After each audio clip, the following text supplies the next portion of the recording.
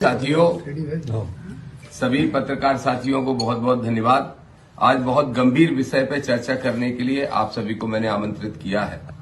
आपको पता है कि डबरा के अंदर नवग्रह मंदिर बन रहा है, बन के कंप्लीट हो चुका, उसकी प्राण प्रतिष्ठा हो चुकी और निश्चित रूप से जो मंदिर है उसमें मुख्यमंत्री जी सहित कई कैबिनेट के मंत्री भी सम्मिलित हुए, जिसकी मुझे उम्मीद नहीं थी। मेरा ऐसा मानना है, जिसके मेरे पास प्रमाण है, कि डबरा शुगर मिल जो खुला था, शुगर मिल के लिए सरकार ने जमीन लीज पे दी थी और वो लीज की जमीन को गलत तरीके से एक डायरेक्टर से दान पत्र लिखवा के नरोत्तम मिश्रा जी ने अपने परिवार के लोगों के नाम से एक ट्रस्ट बना के तैयार कर दिया। इसका प्रमाण मेरे पास है। मैं आपसे स्पष्ट तौर पे सब साथियों से कहना चाहता हूं कि निश्चित रूप से ये बहुत बड़ा भूमाफियागिरी का मामला है और मैं ऐसा समझता हूं कि अगर ये भूमाफियागिरी नहीं की गई होती तो ये जमीन भी इनके हाथ में नहीं होती। इसमें पूरी तरह से बदमाशी की गई है, षड्यंत्र किया गया है। ये एक उसी शुगर मिल के डायरेक्टर हैं जिनका नाम विक्रम श्रीवास्तव है। विक्रम श्रीवास्तव ने चीफ सेक्रेटरी को कंप्लेंट की है। इनके नाम से भी वो जमीन लीज पे थी।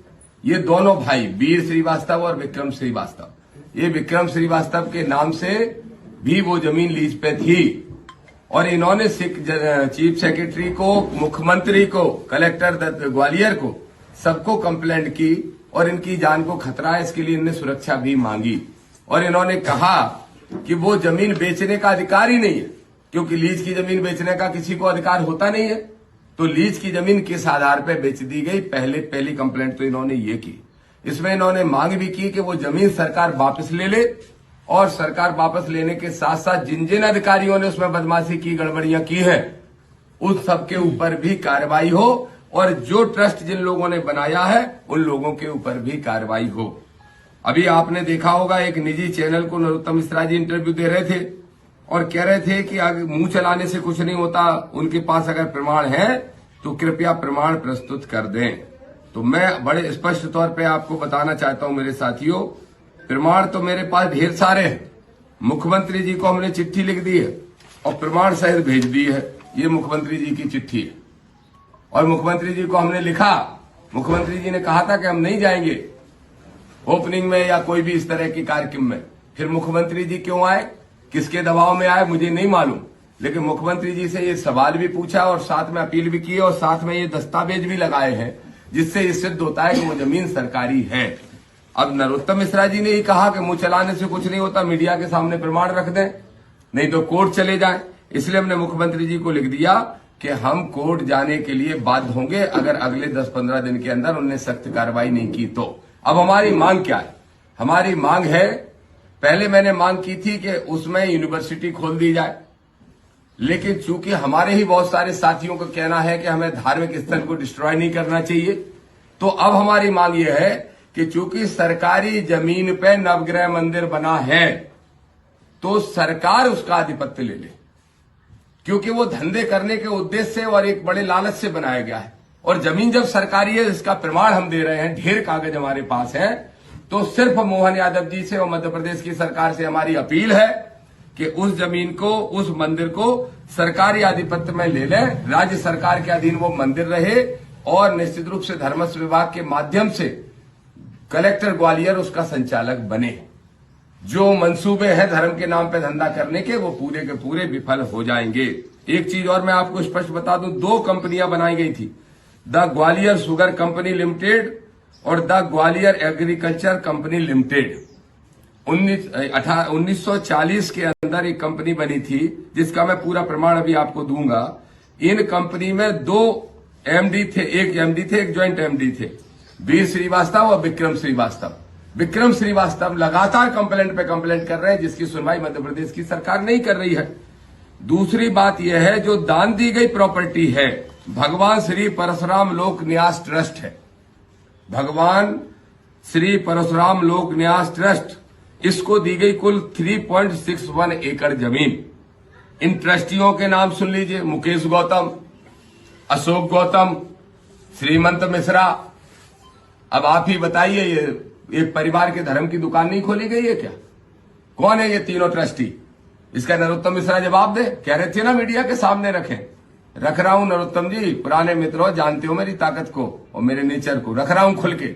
ये तीनों ट्रस्टी कौन है मेरे मीडिया के साथ ही पता कर लो। मुकेश गौतम कौन है आप जानते होंगे, अशोक गौतम कौन है, श्रीमंत मिश्रा कौन है आप बहुत अच्छी तरीके से जानते होंगे। तो एक परिवार के लिए दुकान खोलने का काम किया है नवग्रह मंदिर के नाम से। दूसरा, एक और मंदिर के नाम जमीन दी गई है, लक्ष्मी नारायण मंदिर। इसके अलावा नवग्रह मंदिर, लक्ष्मी नारायण मंदिर के अलावा विक्रय की गई है बहुत सारी जमीन, जबकि विक्रय वर्जित है।